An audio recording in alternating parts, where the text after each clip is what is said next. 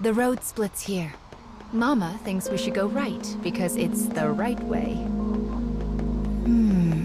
But left also might be the right way. If it wasn't clear by now, Mama doesn't actually know.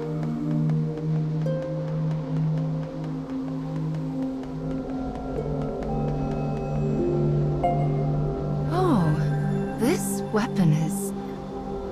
Anyway, let's get started on its restoration, shall we? I wonder what kind of story we'll find this time.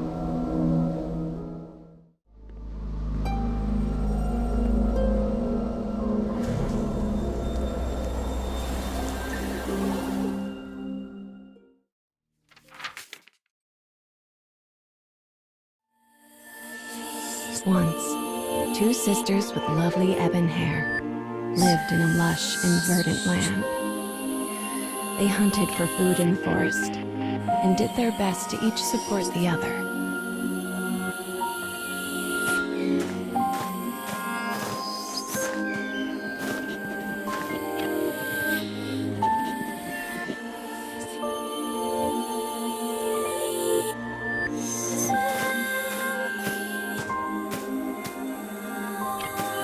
The elder sister had been born in the woods and was an archer of rare skill. When their parents died, she began teaching the younger how to hunt.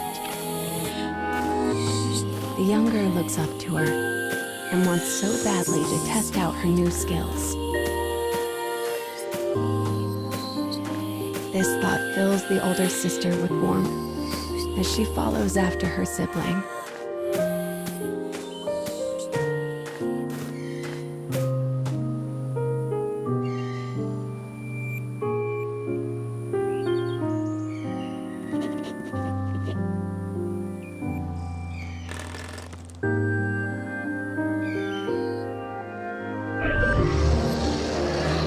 Suddenly, the elder sibling hears a beast cry out in the direction of her little sister. She sets off after her at a frantic pace. The savage beast looms over the prone girl and makes to attack.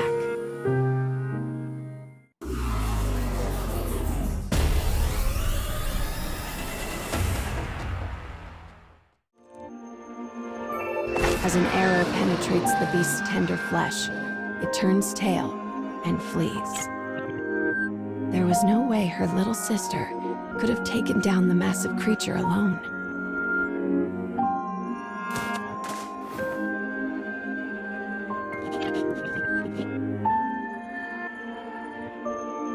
Trying to calm her, the woman removes her silver hairpin and places it on her sister. It is a keepsake of their mother, one the young girl has long desired. "Thanks, sis," she says, beaming. "Next time, it'll be my turn to protect you."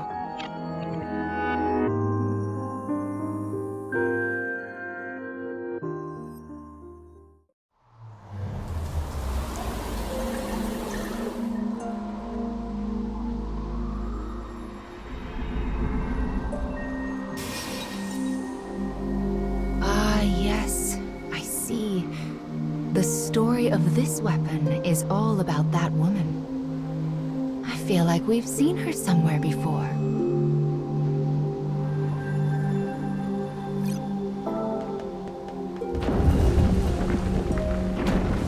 What could this black barrier be?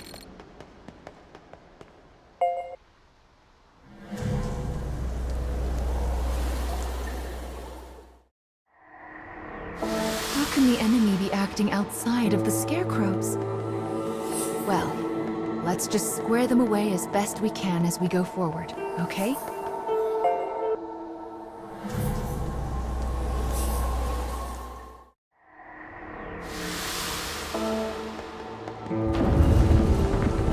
What on earth could those dark creatures be after? I'm sorry, child. There are just so many things that Mama doesn't know. Look, something's out there.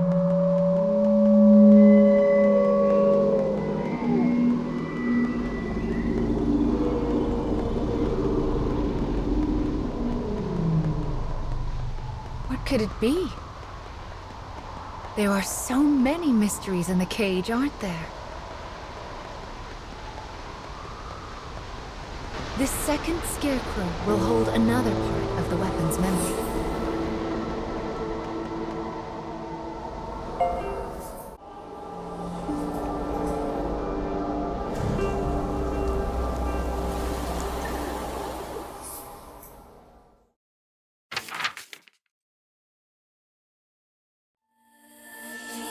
Done with their hunting, the black-haired sisters decide to return home before dusk.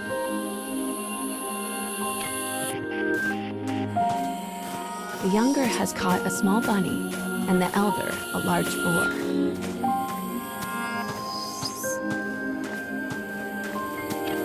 It is a typical day of hunting for the pair.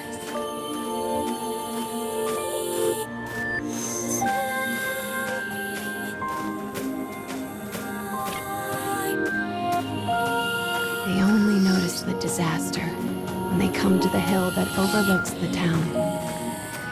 Flames billow forth, and the chilling snaps of distant gunfire can be heard. The woman immediately thinks of the war that is raging in the neighboring nation.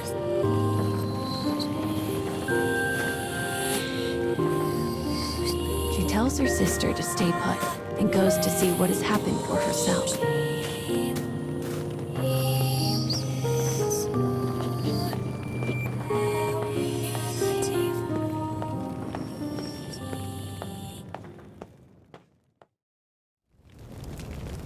The town is oddly still, save for the incessant crackle of flames.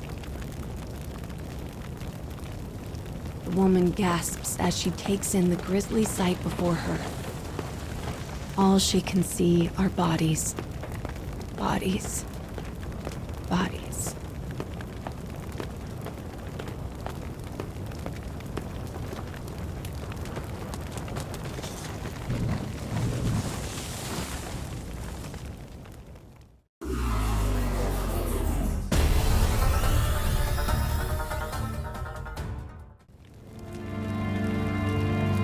After defeating the soldier, she hears a voice. Her worried sister has followed her into the fires of the village. Enemy soldiers cry out all around them.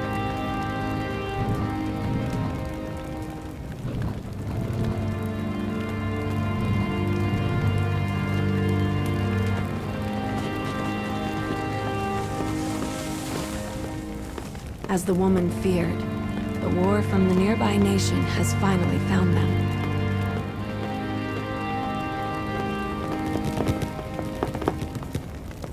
Strange and fearsome men surround them on all sides.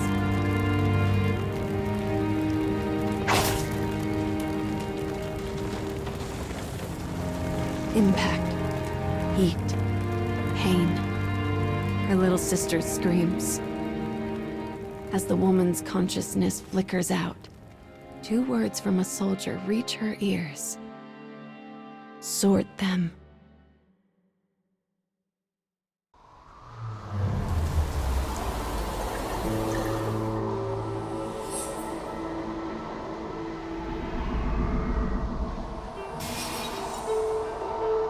I see. This weapon speaks of war. I suppose it's rare for the memories in these weapons to be peaceful ones. That's a little sad.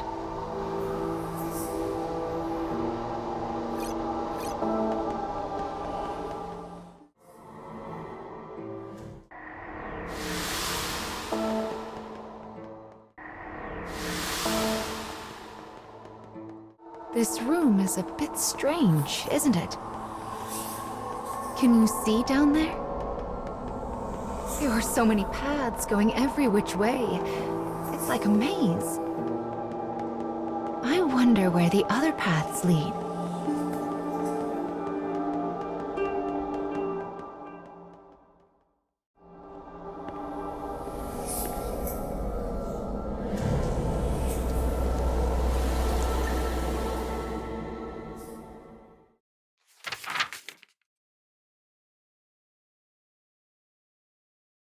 The black-haired woman regains consciousness in a world enveloped by haze.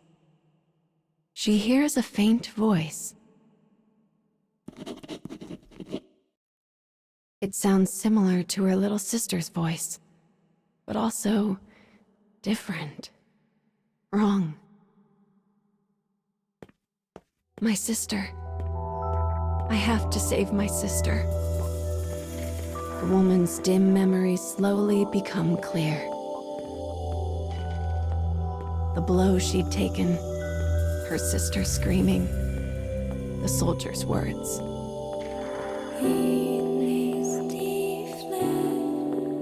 Her only sister, her only family. She must save her. As she runs, the woman's world is enveloped in a shimmering wall of white.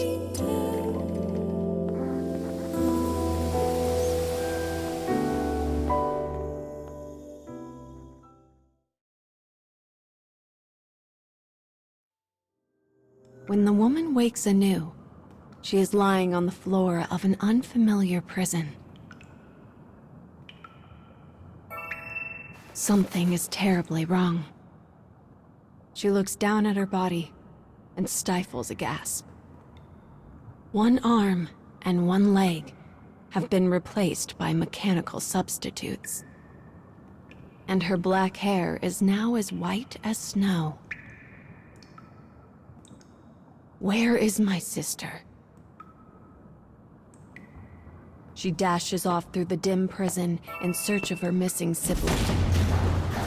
She dispatches both her cell door and its guard with equal ease. Only then does she realize the truth. Her body is now a terrible weapon. As this knowledge sinks in, darkness envelops her.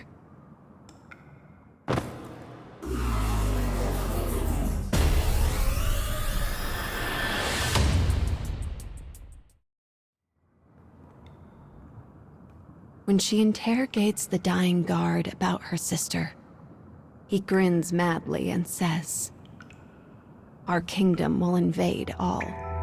Every country will bend the knee to our might. Then we'll experiment on the survivors and turn them into beautiful killing machines.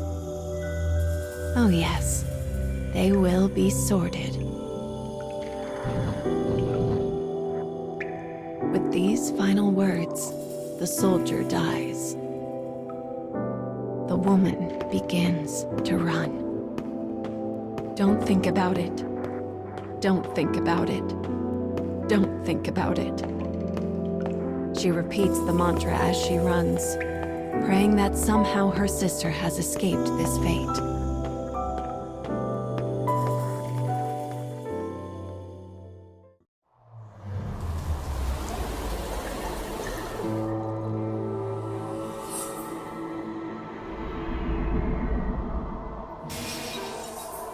The memories of the woman in this weapon.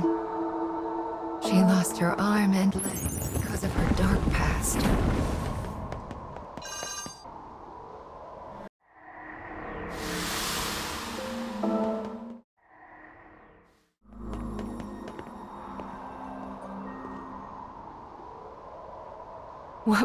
What?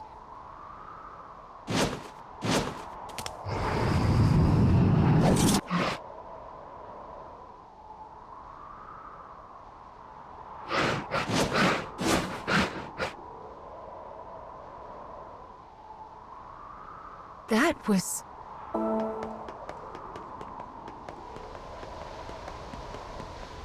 Looks like that monster ran off somewhere.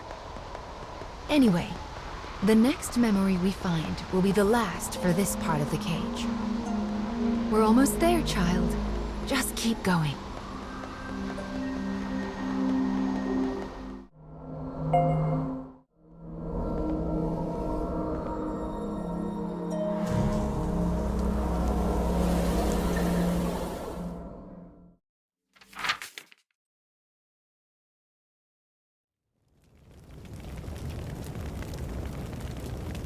As the woman exits her prison, she beholds a town stained red with both flame and blood.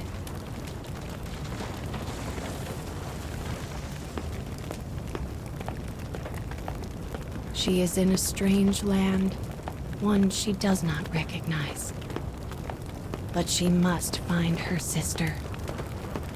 The woman runs and runs and runs.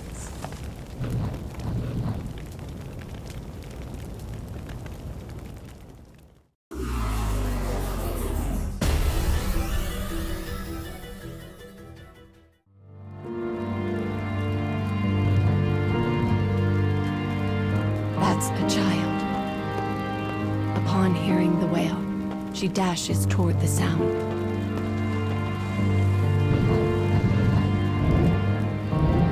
The thing standing before her was once her sister. But now, all trace of her former self has been lost to the sorting.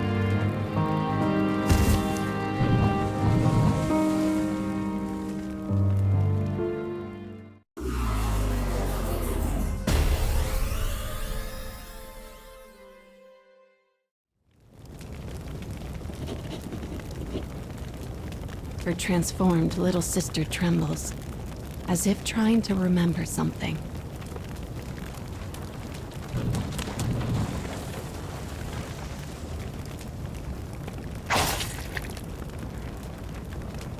The moment her sister is cut down in front of her, the woman loses all control. Even when her enemies are no more than mangled hunks of flesh, she cannot stop. Finally, the woman cradles her sister in her arms and gazes at her blood-stained face.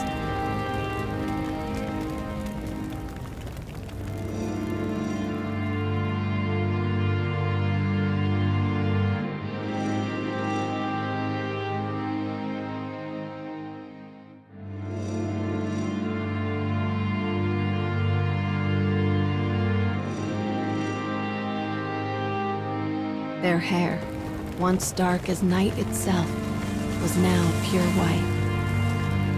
Yet the hairpin still glinted from atop the sister's head. The woman was alone. Her fate was sealed. And so she swore a vow to her sister. The fires of her revenge would rage until they consumed the entire kingdom.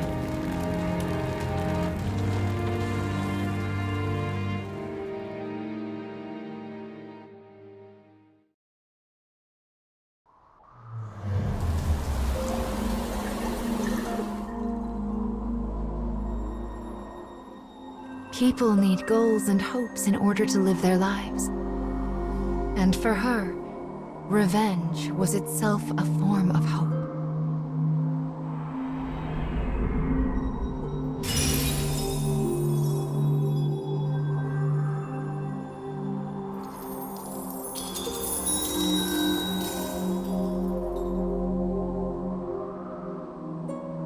Hope, the spirit of desire and the drive to move forward. There are still many things you need to reclaim.